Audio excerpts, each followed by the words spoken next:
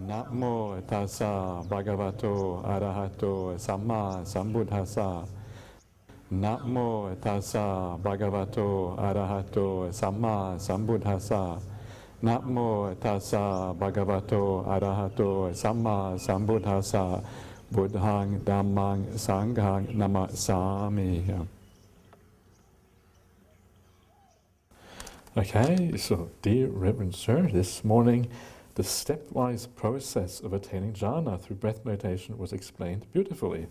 Okay, I'm glad to hear that. Sometimes it's nice to hear that you actually are getting the information across, so that's nice. However, I was unable to catch up with your speed, and could you please repeat the process for us to note down? Okay. This will be useful, not only to participants, but our friends as well. There will be a video recording later on if you don't want to spend time on it. Okay, but yeah, okay. So the video recording will be available later on. Okay, so you can watch it later on. Yeah. Okay, so you're asking at what stage the nimitta appears? Well, roughly about stage 9 of the process. That's what I was saying. So that's easy enough. So roughly stage 9, when the breath comes down and you have all the bliss in the mind. Does nimitta precede silent present moment or follow it? Usually it follows it. Silent present moment awareness is what Ajahn Brahm's way of describing when you become peaceful and you have mindfulness in the present moment.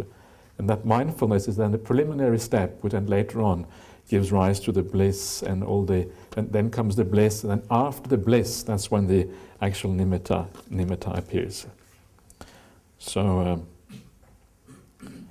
yeah, okay, so I hope if there's any other information you require, then the video will be available. Is it going to be an audio as well, Bante, or just? Yeah, audio, okay, yeah. Very good, okay.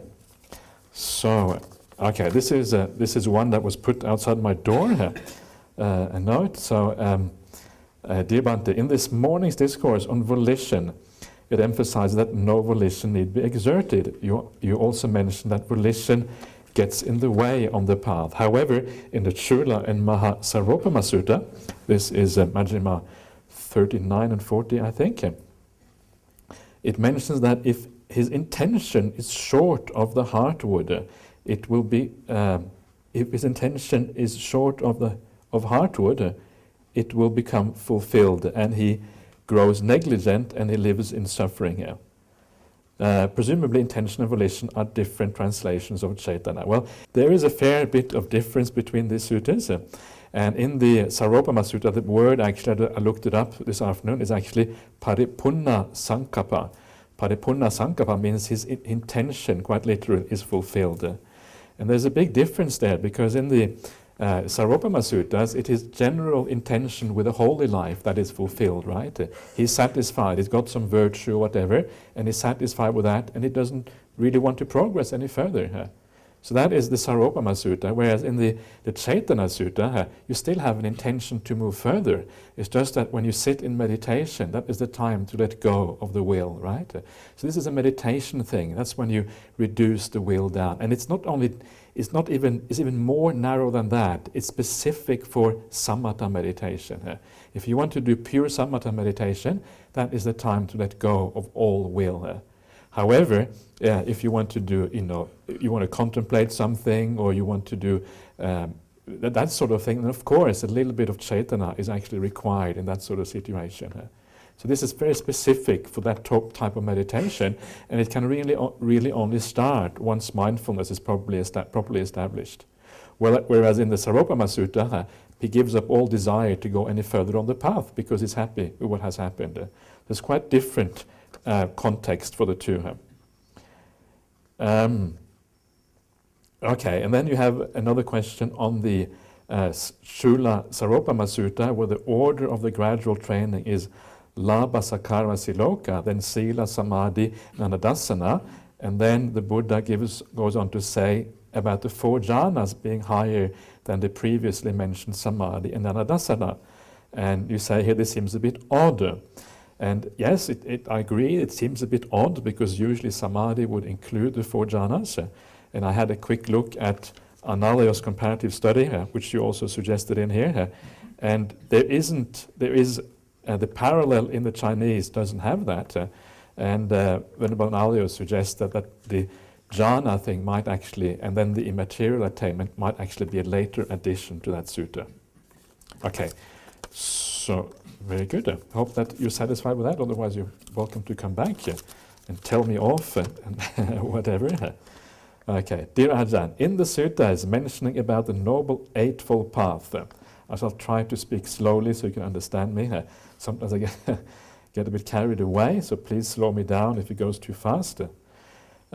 Explains the path developing in terms of viveka nisitang, viraga nisitang, nirodha nisitang, vosagga parinaming. Can you explain about this? I was actually going to explain that, but I sort of ran out of time. It was also a little bit on the side of the topic I was going to talk about. But the point of that seems to be, and this particular formula is more often found with the bojjhangas, with the awakening factors. It's found almost always together with the bojjhangas.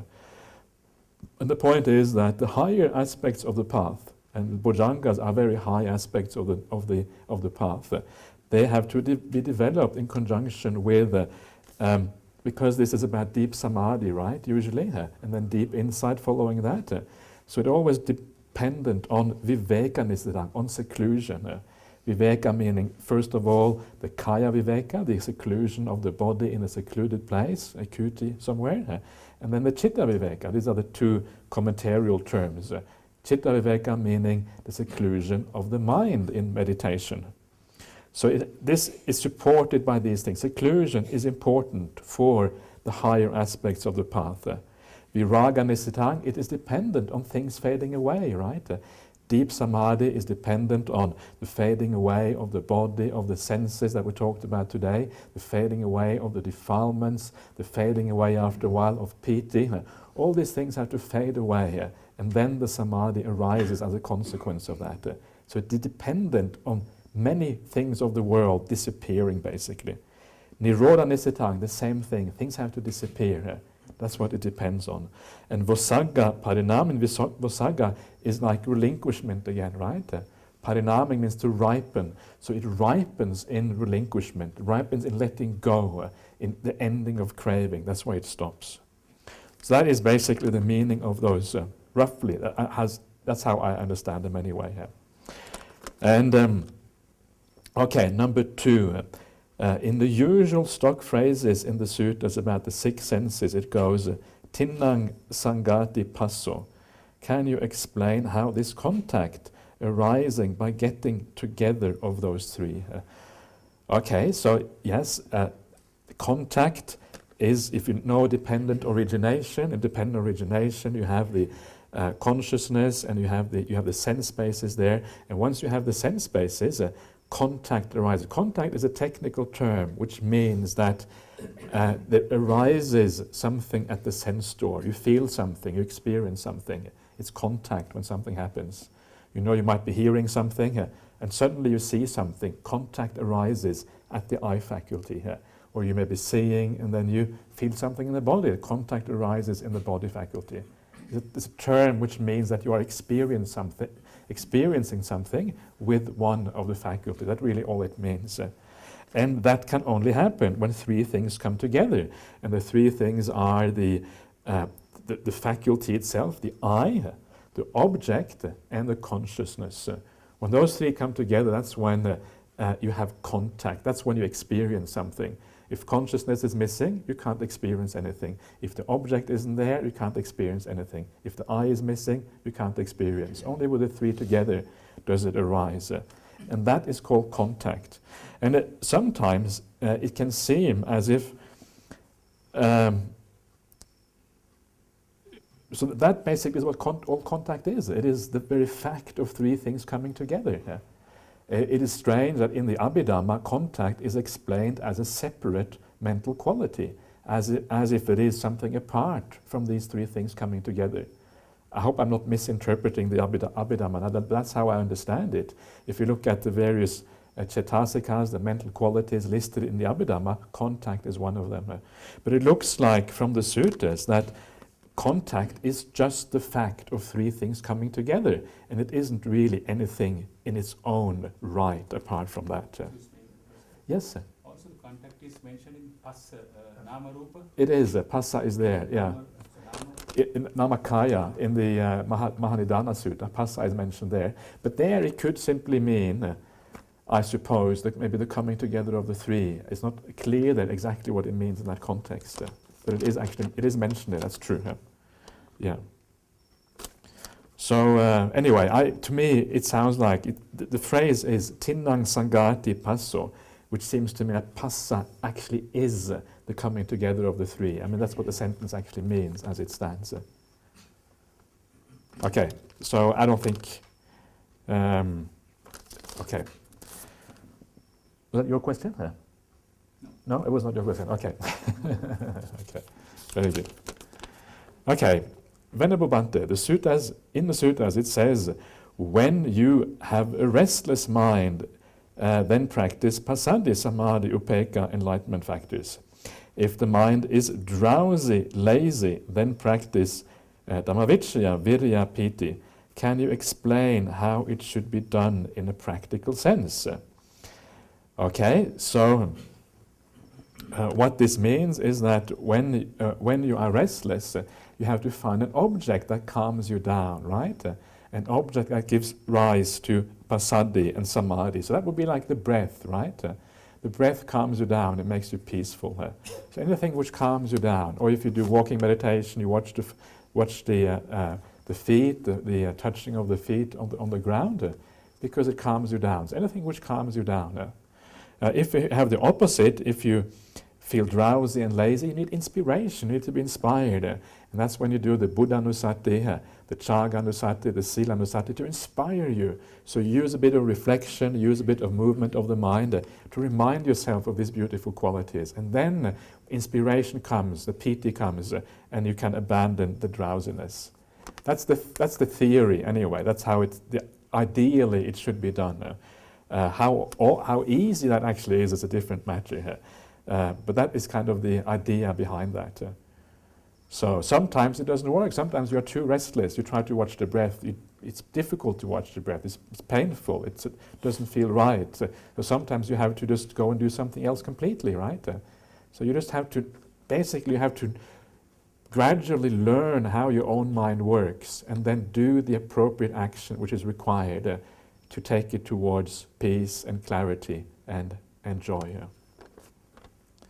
Can you explain how Dhutanga practices will help to the gradual training? Okay, so Dhutanga practices are these kind of austere practices that you can add to your practice. Basically, this is for monastics, and they include things like just having 3 robes, which isn't that difficult. It's quite a fairly straightforward Dhutanga practice. It includes just eating alms food, for example. But it also includes quite severe things like, the sitters practice, the Nisajjika practice, which just means that you're sitting all the time, you never lie down. And that is only mentioned once or twice in the suttas. So because it is only mentioned once or twice in the suttas, it is not important, basically. Nisajjika is very kind of on the fringe of the suttas. And it is not clear to me whether the Buddha really ever spoke about that sort of practice. You have to be very careful with that sort of practice because Nisajjika is a very kind of extreme thing. And I have heard of people who are kind of ruined the meditation for a long time by prematurely doing that sort of practice. There was one monk who was famous. He did Nisajjika. He made a determination. He was going to do a Nisajjika until Ajahn Chah passed away. Unfortunately, Ajahn Chah lived on for another 8 years or something. He had this stroke, right? And everybody thought he was going to pass away at any time. But then he lived on for 8 years. So he did Nisajjika for 6 years or something. And after that, his meditation was basically shot. He was always falling asleep, always kind of drowsy. So you have to be very careful with these Dhutanga practices. If you want to do it, make sure you're ready for it. Usually the mind should already be quite developed. You should have a sense of mindfulness, strong mindfulness at least. Your samadhi should ideally be going well. And then maybe you can consider these austere practices. But remember, it's a middle path, right? It's about being comfortable. So whatever makes you comfortable, if you are comfortable with the tangas, it's fine. But if it makes you uptight, ill at ease, sick perhaps, and all these kind of things, please don't do the Dhutanga practices. Certainly, my teacher, Ajahn Brahmali, he does not really recommend Dhutanga practices because they tend to veer into an extreme and not be the middle way anymore. Okay, dear Ajahn, can you please let us know why you became a Buddhist and a monastic life? Okay. I answered that question already to somebody else today, but basically how it happened is that when I was at university in Norway, we had this kind of exchange programs, and I was able to go to Japan on this exchange program. I don't know why I wanted to go to Japan, but there was something about Asia that was very interesting. When you live in Europe, you want to go to Asia. When you live in Asia, you want to go to Europe, right? It's always like that. Something is different. You want to do something else. That's just life. So I went to Asia, and it was very exciting. You know, it was very interesting. And I read my first book on Buddhism. I saw all these enormous Buddha statues. I went to the Zen monasteries and all these things. And there was something about that which was very, I wouldn't say very powerful, but there was a sense of recognition there. And also by reading, I was very interested in reading about Buddhism for some reason. I don't know why. This is one of the fascinating things. Why is it that you want to go to Asia? Why is it that you want to read about Buddhism? Why are you interested in Buddhist monasteries? It's very weird, but that was actually the case. And the only explanation I have, I didn't have any friends that were Buddhist. I didn't know any Asian person whatsoever. I had no idea about Buddhism before I went there, and yet there was this drawing towards these things, right? And the only explanation I have, it must come from somewhere in the past life. It's the sort of thing that makes me, think that these kind of impulses in the mind, they must come from somewhere. And to me, to me, it's very likely that comes from the past life. That's what I think.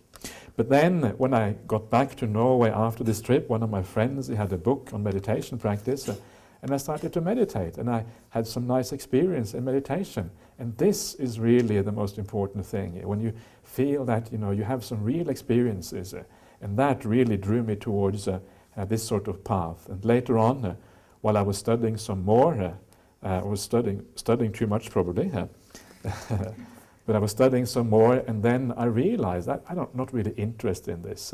I don't want to, live a life where I have to work with finance and trade and these sort of things. I looked at the people around me. Did they look happy?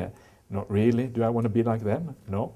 So I decided I wanted to try out the monastery. So I went to Chithurst Monastery in the UK, and that's where I started my monastic life in 1993. So that's 20 years ago now. And basically, that was it. I never sort of left that monastery afterwards.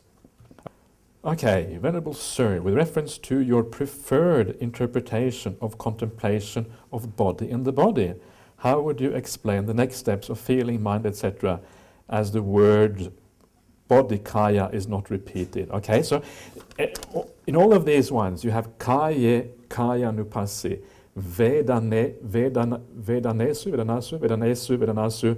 Vedananupassi. Chitte, I think, Chittanupassi.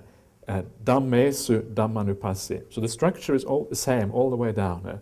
And sometimes that kind of structure, where the word is repeated in Pali, just means the word itself. It doesn't actually mean that you repeat the word in translation. That's why I said the simplest interpretation is simply that it means contemplate the body, contemplate feeling, contemplate mind, contemplate conditionality perhaps. So that is the simplest interpretation, but all the way down the structure is the same. So if you interpret it the other way that I like to look at it, then it's contemplating a body in the body, contemplating a feeling among feelings, contemplating a state of mind, in the mind, contemplating a type of conditionality among types of conditionality. So it is the same principle all the way down. And if you look at the, for example, the feelings, there's a whole list of feelings listed, and you should contemplate each one, right? So you take one feeling among feelings. I hope that makes sense.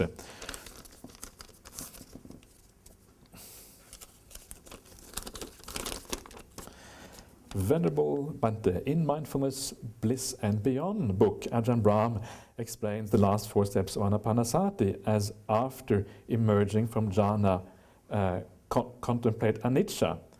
If it fails to give understanding, then viraga. If it fails to give understanding, then nirodha. If it fails, and then patinissagga. Isn't that you contemplate anicca that will lead to viraga, that will lead to nirodha, and so on?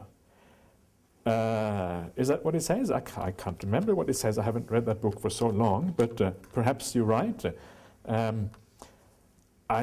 I would tend to agree with you that anicca is the more preliminary type of contemplation, and you do that, and that then leads on to viraga, leads on to nirodha, etc. So I would tend to agree with that, but depending on the depth of your meditation, maybe you can go straight to contemplating nirodha and viraga. So I guess there isn't anything quite set about that. But generally I would agree with you that usually there is a sequence, and that is the way the Dhamma works. It is sequential, and the previous one, or the subsequent one, usually builds on the previous one. So they build on each other, and then build each other up and become very powerful in that sense. So yes, I'm not sure exactly what Ajahn Brahm has in mind, or I would have to probably read the passage myself as well to make sure I know exactly what he's talking about.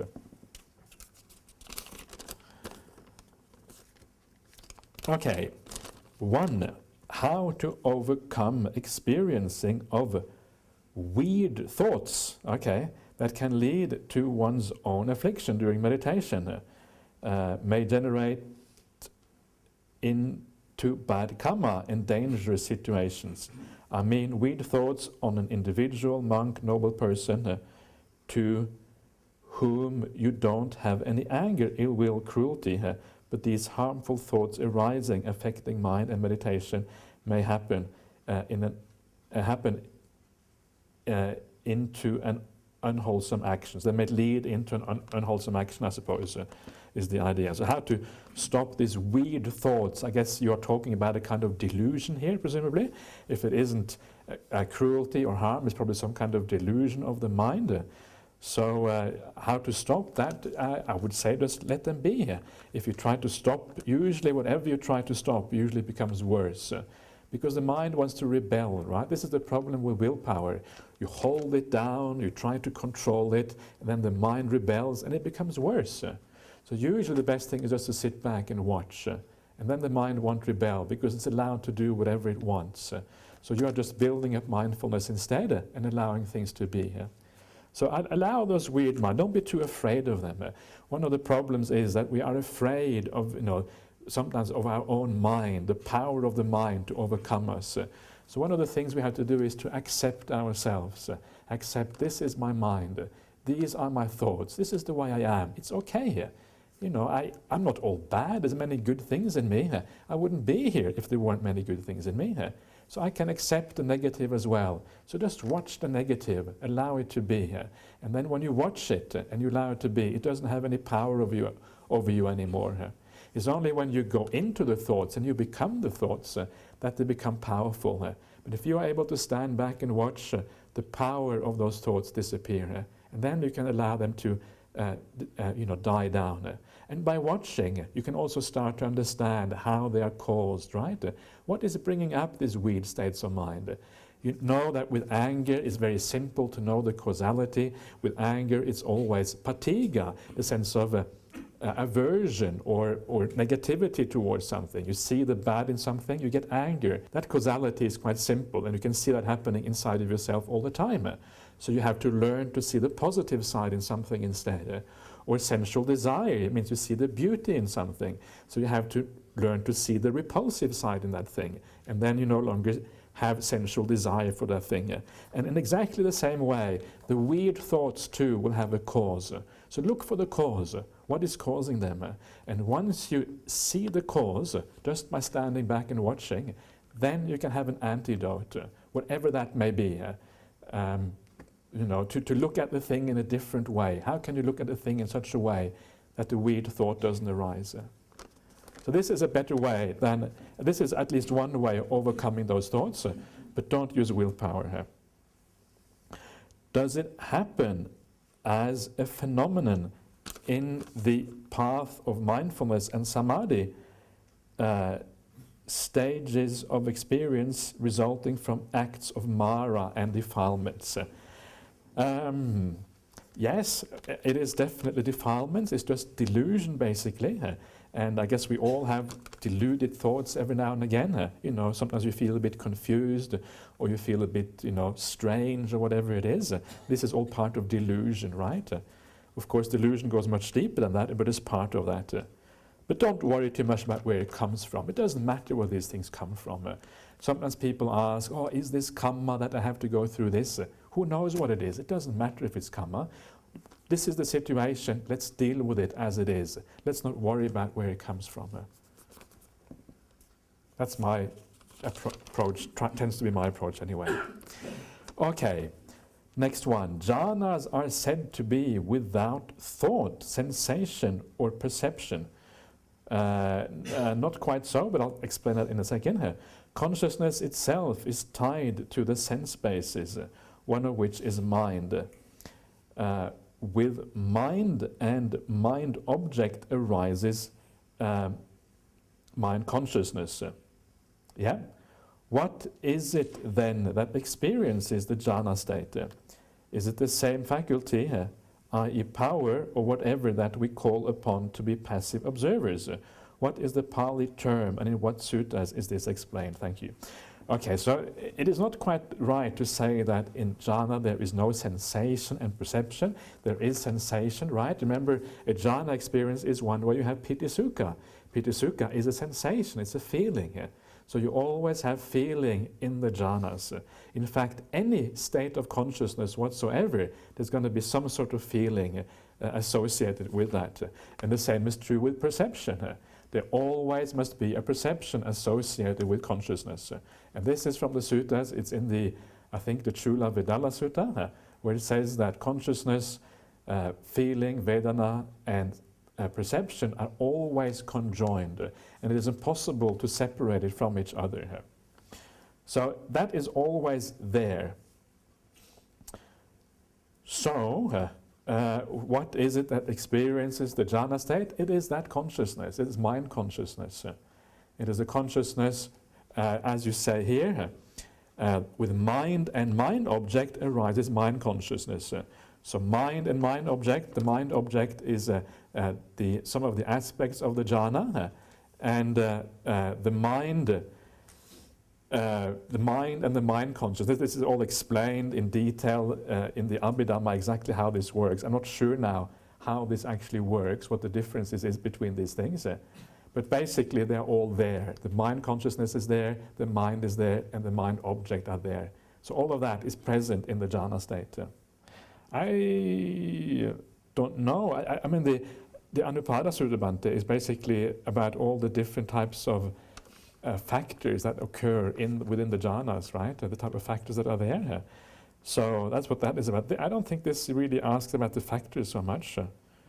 But maybe I have misunderstood the question. Please ask again with a new question if I haven't answered it properly, because sometimes there may be a communication problem. You never know. So please ask again. Yeah.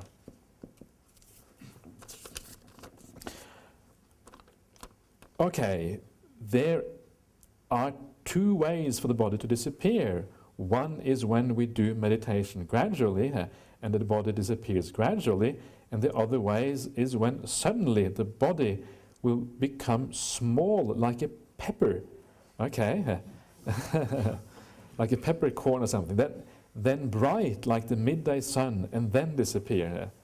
Then the meditator will feel that all the world is destroyed. Then the meditator automatically feels compassion for all human beings. So when Ajahn says the body disappears, which one is it? And what is the difference between the two? Okay, well that is very interesting. I have never heard this before, so you must have some experience which sounds very exciting and interesting. The one I'm talking about is the gradual disappearance in meditation practice while you're watching the breath. The other disappearance I don't think is mentioned in the suttas, but that doesn't necessarily mean it cannot happen. I'm not sure exactly what to comment on that one. Sounds quite exciting though, very interesting. So if it gives rise to wholesome states, it's usually good. Okay. Dear Ajahn, can someone with their eyes open see other peoples as skeletons? I would say the answer actually is yes, because it's amazing. The power of the mind is so strong that if you develop the mind strongly, you can almost see anything you like, pretty much.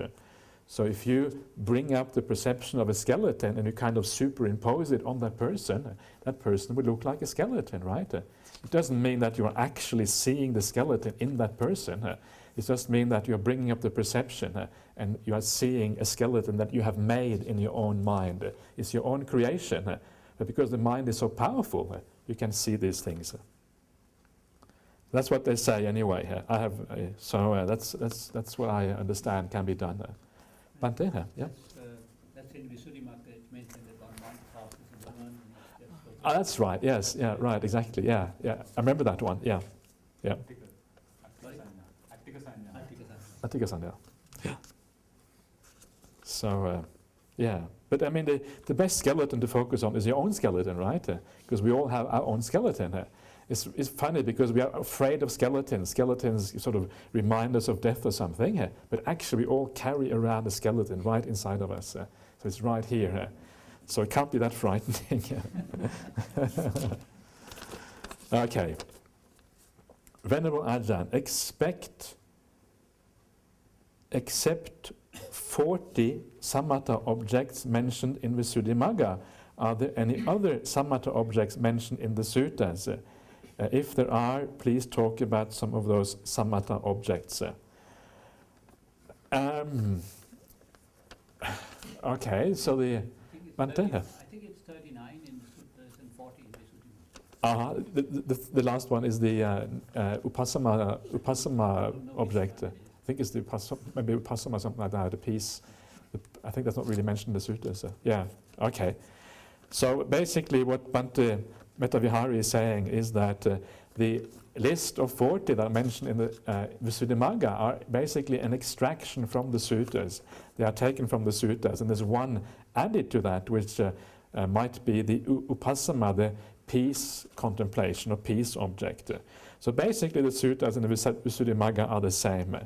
Is there anything more? I haven't really counted them like that and looked to see precisely if there's anything else. Maybe there is, but yes, I think you're going beyond my my detailed knowledge now of the suttas. Does anybody else have any comment on that?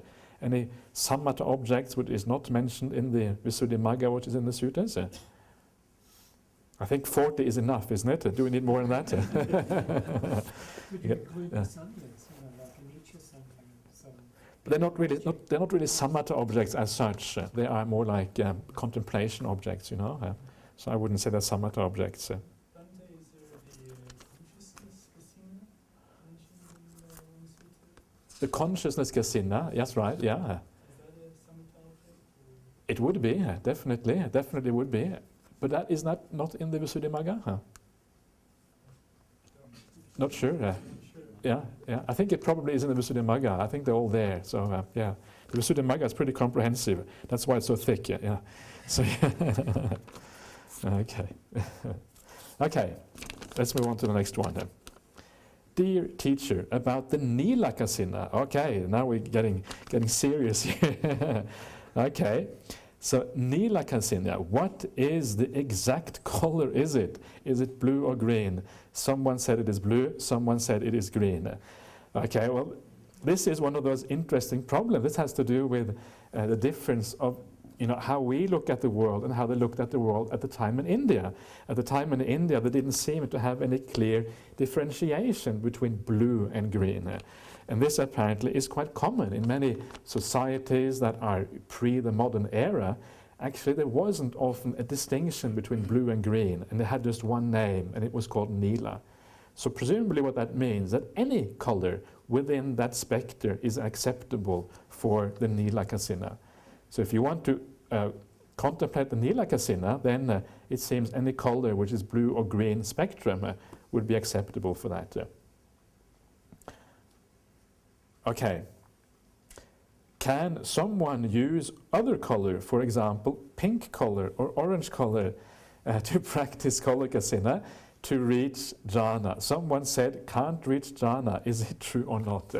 Okay, well this, to be honest with you, this is a little bit outside my field of knowledge, to be quite frank.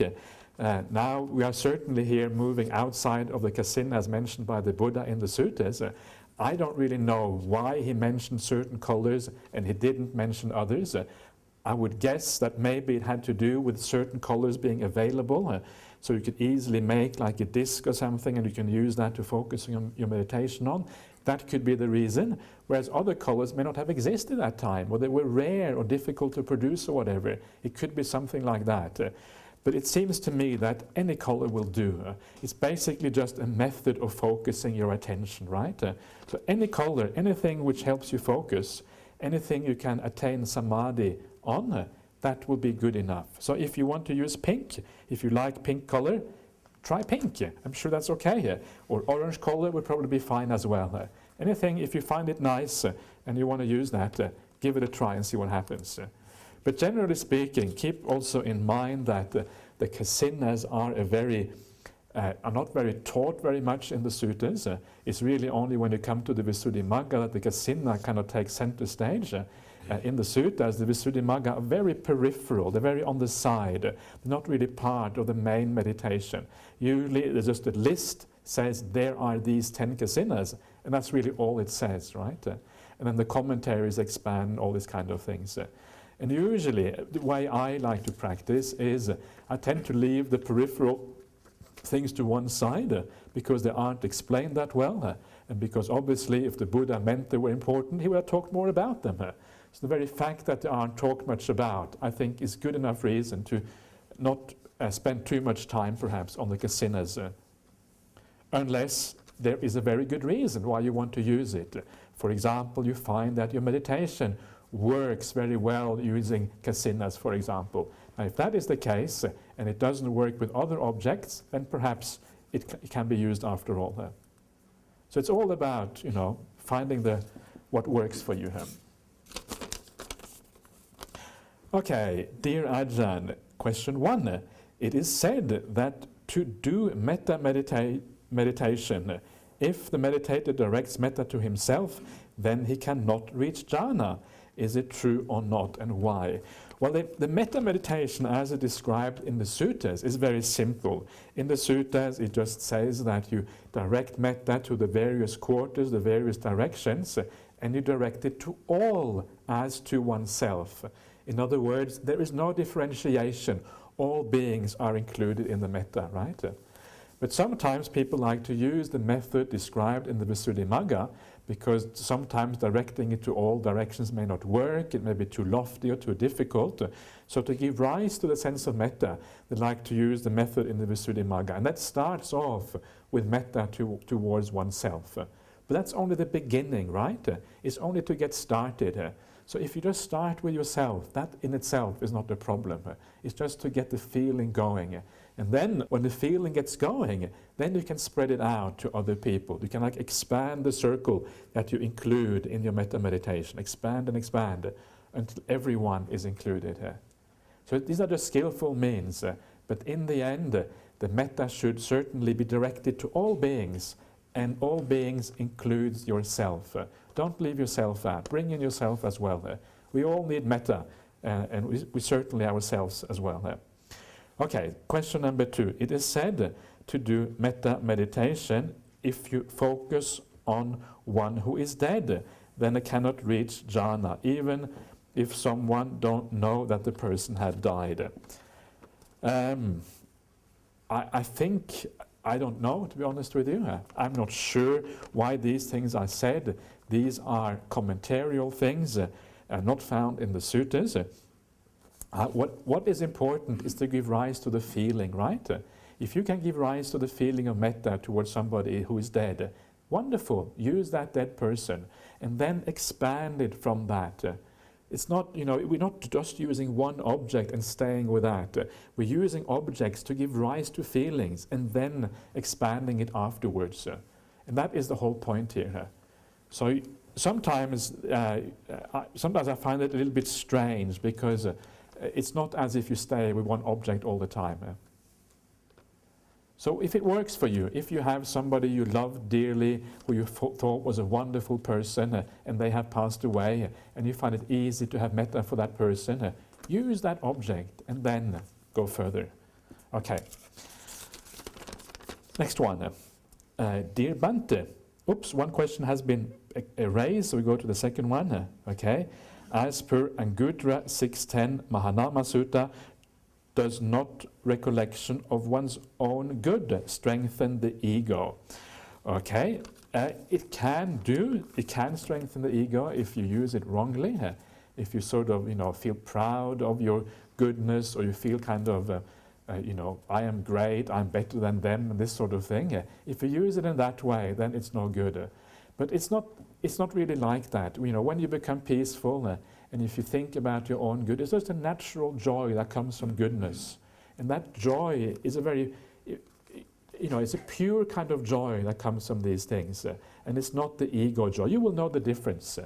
You just need to think about it, and you will feel the difference inside of you between the boosting of the ego and the joy that comes from purity. They're very different feelings.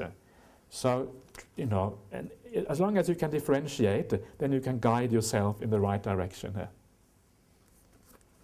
But obviously, because the Buddha taught this kind of thing, it is obviously not something you need to be too afraid of.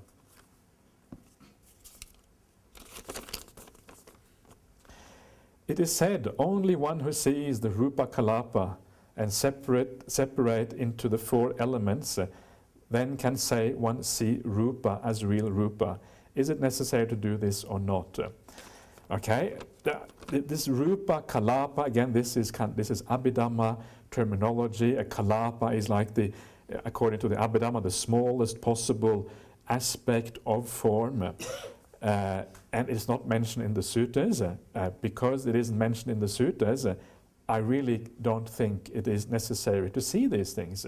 Otherwise, if it was necessary, it would have been in the suttas, right? This is one of the things. When I see that the commentaries, the Visuddhimagga and the Abhidhamma, expand on the suttas, they give great detail where the suttas don't, then maybe it's right. But is it necessary here? Why, if it was necessary, surely the Buddha would have talked about these things. So I always like to come back to the Buddha's teachings. At the time of the Buddha, people were able to practice the way the Buddha taught. There were lots of arahants, lots of people successful in meditation. If we look at history, I think it is usually it is reasonable to assume that there were more arahants at the time of the Buddha than any other time in history. And that is when they had the simple teachings in the suttas. So I think those are the most effective teachings. So I say, it's just my opinion, let's stick with those. Let's not kind of expand out to all these other kind of teachings. That's my feeling here. So I don't think it's necessary here.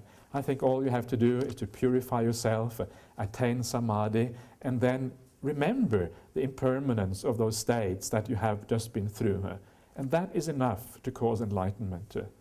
This is what it says in the suttas again and again. It doesn't need all these complicated and vipassana techniques, which are explained in particular in the Visuddhimagga, for example. It's just my personal opinion here, and feel free to disagree. Okay, Venerable Ajahn, if we focus on pain, is it right concentration or wrong concentration? It is neither right nor wrong. You can focus on pain if you like, but In my experience, it is not all that useful. You focus on pain, doesn't get you very far. I would think, and all the other, for one thing, it isn't all that useful. Secondly, it's painful, right? Focusing on pain is painful. It goes without saying. So because it is painful, and because I quite like, the happy path, the easy path.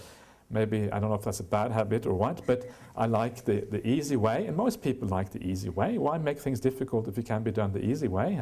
So let's try to reduce the pain rather than increase the pain. So I say, if you feel too much pain, usually it blocks samadhi from arising. Why? If you have pain in the body, usually the mind goes to the body and is concerned with the pain, right? Of course, you can do like vipassana, you can try to separate yourself and see it for what it actually is, but often that is quite difficult, and I'm not sure if the insight you gain is all that profound anyway, because you haven't had samadhi yet, right? So you may understand the pain a little bit, but how much insight does it actually give? I'm not sure if it gives that much insight. So I say, make the body feel at ease, make the body disappear, and then you can focus on the mind, and then you can have a good time, you can enjoy yourself, and then it's likely that you will last a long time as a meditator.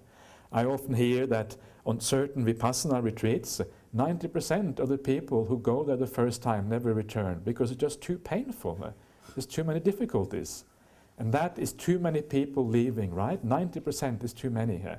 We want to encourage people to meditate. The potential of meditation, like we saw in that sutta yesterday, somebody who puts forth effort, the one who is lazy, he is forsaking a great good in the world. Meditation is a potential great good. We want to encourage people, so we have to give them a type of meditation which actually works, which is enjoyable, not one which is just painful. That is how I see it. A lot of these things are just my personal opinions, but I feel it is also based on the suttas to a large extent. So anyway, if someone wants to follow Ajahn Chah's teaching, will you suggest he go to Thailand or Australia, Ajahn Brahm's monastery? What is the difference? Okay. I would not tell you to follow Ajahn Chah's teaching. I don't think that is the right thing to do. I would say follow the Buddha's teaching. Be a disciple of the Buddha. Ajahn Chah might be a great teacher. Some of the things he said might be wonderful. But in the end, it's the Buddha who is the most inspiring person and who has the most profound teachings. If somebody asks me, should I be a disciple of Ajahn Brahm? I would say, be a disciple of the Buddha. Don't be a disciple of Ajahn Brahm. I'm not saying Ajahn Brahm's teaching are wrong, but the Buddha, it should be the primary concern and the primary teacher here. So I would never suggest to follow Ajahn Chah's teachings. And anyway, Ajahn Chah's teachings are very hard to access sometimes. Remember that all we have now of Ajahn Chah's are a few recordings, a few books that have been put together by certain people. We don't even know anymore really what Ajahn Chah taught. If you ask one monk, he would say one thing, ask another monk, he would say something else. And Ajahn Chah is not there to defend himself, so he can't tell you what he actually taught. So because of all those complications, go to the suttas. That is the purest, the most easily accessible teachings, the ones that have been specifically made to be handed down for hundreds and thousands of years, and those we still have. That should be the main thing. And then you can use other teachers to top that up. If you find Ajahn Chah inspiring, then read some of his books and get inspired by that. Great. If you find Ajahn Brahm's teaching inspiring, read some of that or listen to his talks and get inspired. That's all very wonderful. That's what I would recommend. But generally speaking, if you want to sort of follow in the Thai forest tradition, should you go to Australia or should you go to Thailand? It's very hard to say. It depends on where you feel inspired. It depends on where you feel at ease, where it feels natural for you, what feels good. There isn't any kind of, you can't really say what is the right place to go. But you are not going to find Ajahn Chah's teaching anywhere, basically. That's the reality of it. If you go to a monastery in Thailand, you will find the teachings of whoever is the senior monk in that monastery here. Okay. Dear Venerable, what is sunyata sanya? state of meditation? If so, is it useful? Okay, sunyata sanya.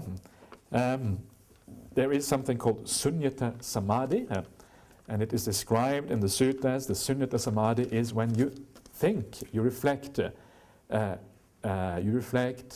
everything is empty of a self. I think everything, something like that, or you think everything is empty of a self and everything is empty of what belongs to a self. Something like that. That's how you reflect. And when you reflect like that, if the reflection works, you enter sunyata samadhi. And that is where there is no, the sense of self is gone, right? That's basically what it is. So everything is empty of a self, and everything is empty of what belongs to a self. Is it useful? Probably yes, probably quite useful. It's probably a good thing to do. I don't know, there is very little information about it in the suttas. It's very hard probably to get good instruction on how to practice this type of meditation, because I'm not sure if many people do it. I heard Ajahn Brahmali told me once that he tried this meditation, so maybe you can go to Ajahn Brahmali and ask for some instructions.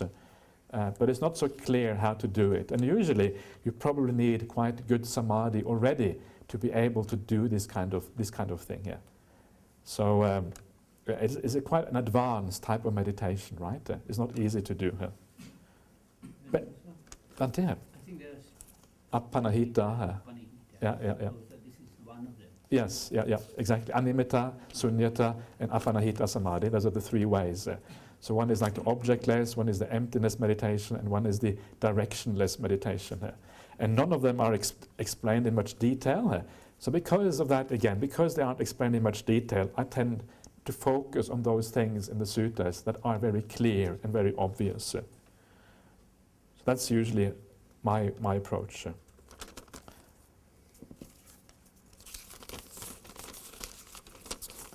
Okay, so dear Ajahn, what exactly is yoniso manasikara? How is it more than wise thinking? Why is it so important? Okay, yoniso manasikara is very important. It is said in the Anguttara once that this is one of those foundational factors on the path that is required from the very beginning.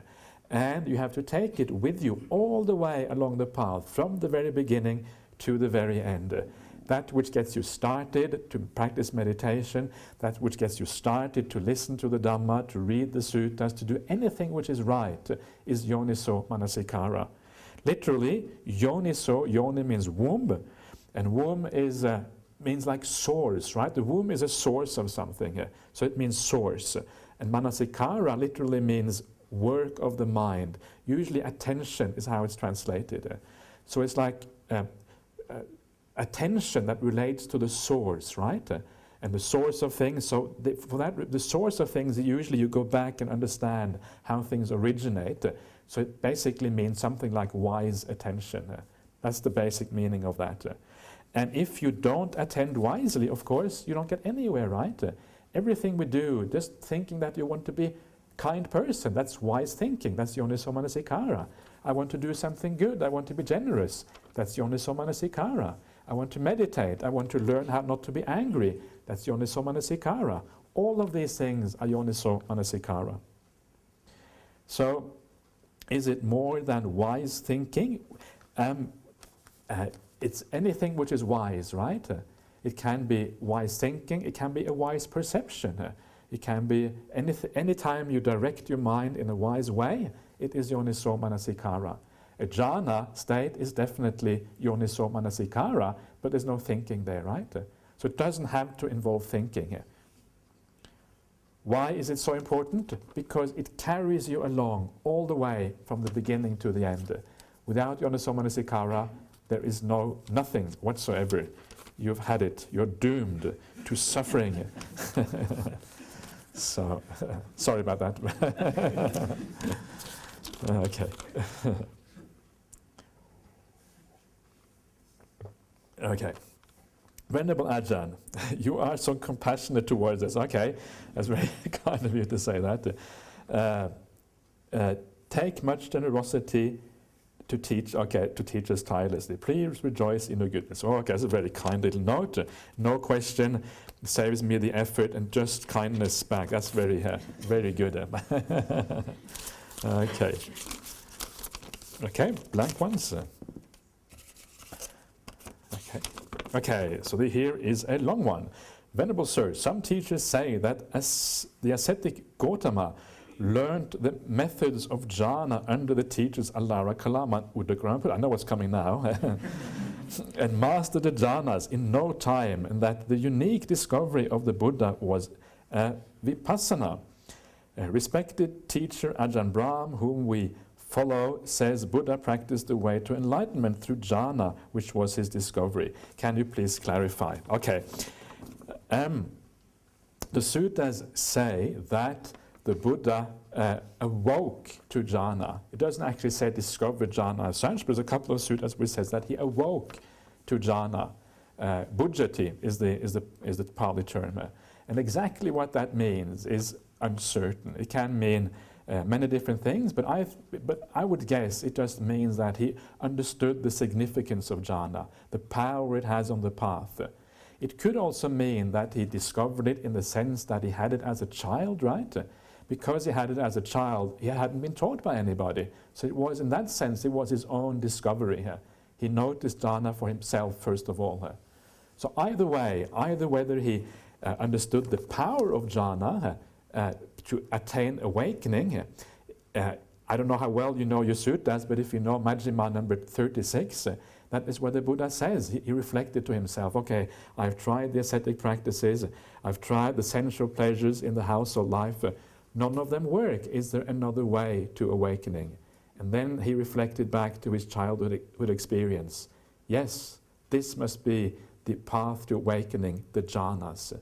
This is what he says in that sutta. It's very clear. So in that sense, he certainly understood the significance of jhana and the importance of it. And then the fact that he also discovered it as a child means that in one way he also discovered jhana as well. So both ways of looking at it are, I think, acceptable. And then it's true, he did meditate under the teachers Alara, Kalama, and Udagrama, and it seems that they may have taught the immaterial attainments. So then he practiced there as well, possibly those attainments. Whether whether those teachers actually taught those attainments, I think an argument can be made that perhaps they didn't, and perhaps that it was some other kind of meditation that they practiced. But it's it's not an argument which is perhaps all that powerful. It's very hard to make out what actually may have been the case and may not have been the case. But there is some very substantial differences between the main sutta that talks about this is the Arya Pariyesana Sutta, Majjhima 26, which talks about the search of the Buddha, the noble search. And there is a lot of difference between that sutta and the Chinese version of that sutta. There's a lot more added in the Pali. The Pali is much longer, and the Chinese may be an earlier version of the same sutta. And because of those differences, it is hard to really, it may be that there are things there which aren't quite as they look, perhaps. Perhaps. These are just speculations, really. It doesn't matter here. But either way, however that is, I think there are some grounds for saying that, in a way, the Buddha did discover jhana, for himself at least, and he also awoke to its significance. So those two things in particular here. Aha. And that they had that path for entry. Right, okay, yeah. Not really the jhanas. Not really the jhanas. Okay. Okay, thanks, Bhante. Yeah, so Bhante Metta Vihara is saying that there's a sutta in the Samyutta Nikaya where it says that people of other sects use the Brahma Viharas to enter the immaterial attainments. Yeah. Yeah. Okay. So the Buddha's discovery is quite broad. He discovered many things, right? And part of his discovery was certainly the power of jhana. Okay. So, okay, dear Ajahn, the Buddha was a great list maker. Great list maker. Okay. Now I see what you mean now. Okay. Whilst teaching him. A majority of people remember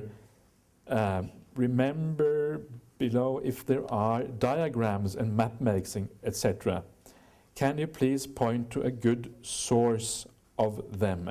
The majority of people remember because, better, okay, yeah. The majority remember better if there are diagrams, mind maps, etc. Can you please point to a good source of them? Yeah, of course, the list making of the Buddha is because they lived in an oral culture, right? So it had to be delivered orally. And when you make a list, it's quite easy to remember. You say, there are these 5 things, and then you list 5 things, and then you say, these are the 5 things. That's how the suttas go again and again. That's how they work. And it's because it's an oral culture. That's how you do things in an oral culture. And it's also quite good for memory anyway, because you have a beginning, a body, and then an ending. Others like diagrams and mind maps. I think the mind map is really, I mean, you know, if you have something like the gradual training we have been going through now, it's quite logical, right? The sequence is quite logical. You start with purifying your virtue, then comes purifying the mind, then comes the meditation practice, then come the jhanas. If you start to understand the structure, I think the structure is what is important here. Once you understand the structure of the Dhamma, you can see how it all fits together very nicely. That, I think, is the important thing here. So try to understand the structure. One of the ways to do that is to start with a fairly simple book. Don't sort of plunge into the Samyutta Nikaya. If you plunge into the Samyutta Nikaya and you open up a reading about the Salayatana Samyutta, then it's likely that you will, particularly if you are a beginner, you're probably going to give up very fast, and it might seem very dry. But take a book like, if you prefer to read in English, Venerable Bhikkhu Bodhi's In the Buddha's Words, which is a very nice book. It's an anthology. The suttas are grouped together in nice sections, talking about ordinary life, talking about the problems in life, talking about the path of meditation, about wisdom, all these things grouped together very nicely in a nice system, so it leads from here, leads all the way to a full awakening. You see the whole process there. And then there's lots of notes that explain what's going on. There are nice introductions to explain. And Venerable Bodhi is, generally speaking, a very good and reliable translator. He is certainly my preferred translator if I have a choice. So try that. I'm not aware that there are any diagrams or mind maps beyond that, basically. It is a conceptual map. It's something you have to build up inside of you. And once the pieces fit together, actually, it isn't that difficult to see how it all fits together here. Okay, it's 5 minutes over time, but I will just, if it's okay with everybody, I'll just do 2 more questions. Any complaints? Everybody happy with that? Okay, so let's do the last 2 ones. Dear Bhante, could you please elaborate on the following terms below regarding the yogi's state of mind as they undertake the practice of purification of mind? Diligent, ardent, and resolute. Maybe you are familiar with the Pali used here. Okay, yeah, diligent, I know certainly what is. Diligent is appamada, and appamada is a very, very important term in the suttas. It's one of those things that, again, have to go with you from the very beginning of the path to the very end. What it means is not to be negligent, right? To be heedful. I don't know if you're familiar with the word heedful. Heedful means like to be careful, to be circumspect, to think carefully, not to take hasty conclusions, to reconsider if necessary. Heedfulness has a very beautiful ring if you understand the meaning of that term. And that carefulness, that care on the path, is something that you have to take with you from the beginning to the end. Always reflect carefully. It's closely related to yoniso manasikara we talked about before. And diligent is not a very good translation. Heedful is much better in my opinion. Diligent means somebody who's always working hard, right? It's not about working hard, it's about working carefully and wisely. Ardent, atapi. Atapi is a word which is derived from tapas. Tapas is this idea of asceticism in India, and atapi is actually derived from that. How much of that meaning is retained in the word is hard to say. basically it means like energy, right? You have energy. You are trying to overcome these things. That's essentially what it means. So you have energy. So you are heedful, you have energy, and resolute, I think, is pahitata or something like that, which basically is just a synonym for effort, for applying yourself. So these things are using energy and effort in a careful and wise way. That's essentially what these things come out as. Okay, then you have another words here. Ardent, clearly aware and mindful. Yeah. Atapi sampajano satima. That's what we were talking about before today, right?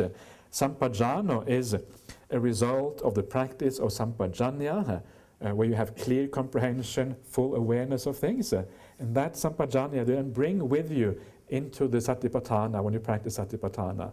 Mindful, again, is just the presence of the mind that you establish through all the preliminary practices. And atapi is again that energy. Yeah. Okay, last question for tonight. Venerable Ajahn, what are your comments in the Pali Canon? What are what are comments in the Pali Canon? What are comments in the Pali Canon? Commentary? Is that what it means? What a commentary on the Pali Canon? Maybe that's what you mean. Okay. Okay, I'm just going to guess that that's what you mean, because if that's wrong, please come back and write another note later on. So perhaps you mean the commentary on the Pali Canon. Commentary, so the Pali Canon is the word of the Buddha, right? Sometimes it's a bit more, but essentially it's the word of the Buddha. Then, after the Buddha's word will lay down, people will ask in themselves, what does it mean? I don't understand what it means. And the teacher will say, it means this. And that's how the commentary arose. Then you started to collect all these teachers saying various things about the meaning of the suttas. And that gradually built up into the commentary.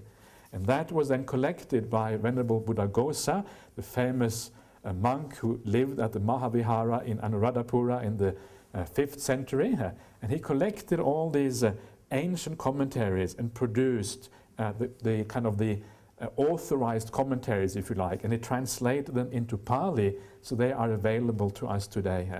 So today we have these authorized commentaries, which are the authorized comments on the Pali Canon, and they give like the view of the Mahavihara community. Mahavihara is the great ancient monastery in Anuradhapura. They give their view of how the suttas should be read. And commentaries are usually very good. There's a lot of useful information there, lots of good points being made, but we need to remember that the commentaries, we don't know basically who wrote them. We don't know who made these comments. It may have been people who were very wise, but sometimes some of those comments may not have come from people who were that wise. So it means that we are allowed to subject the commentaries to our own kind of judgment and criticism. Take them seriously, respect what they say, but there's no absolute requirement to take on board what they say. So if you feel the commentary might be a bit dodgy, that's allowable. You are allowed to do that. When it comes to the word of the Buddha, you should be much more careful with thinking it's dodgy. It's more likely your own thinking is dodgy than the sutta is dodgy, right? But even there, even with the sutta, sometimes there are dodgy passages, things that have changed over time, things that aren't as original as it used to be. So even there, it's good to use judgment when you read them. So I hope that answered your question. If I got it completely wrong and you were meaning something completely else, different, then please come back on that one. Okay, so that's enough for this evening. So we'll see you again tomorrow morning. So let's pay our respects to the Buddha Dhamma Sangha.